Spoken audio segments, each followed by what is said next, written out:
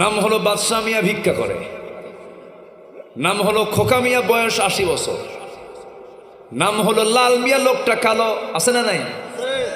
নাম দিয়া কি করবেন? বংশ দিয়া কি করবেন?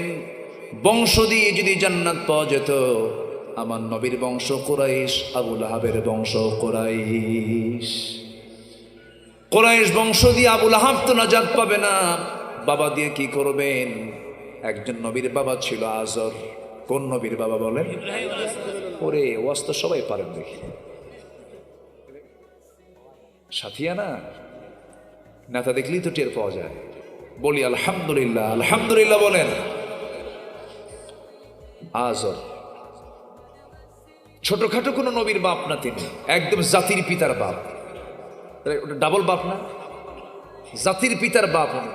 আমাদের জাতির পিতা কে?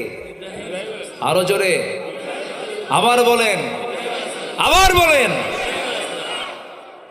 যেন ভুল না হয়, এই জন্য বারবার বলতে বললাম।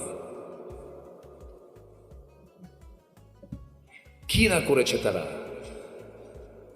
6 অগস্টের দিন, যেদিন দেশের বিভিন্ন জায়গার রাস্তার মোড়ে মোড়ে এই ভাস্কর্যগুলো যখন ভাঙ্গা হচ্ছিল, তখন প্রশ্ন করা হলো, ডক্টর ইউনূসকে প্রশ্ন করা হলো যে এইগুলো ভাঙতেছে, এগুলো কি মনে করছেন আপনি? তিনি বলছেন, এটা আমাকে প্রশ্ন করেন কেন, তার মেয়েকে প্রশ্ন করেন।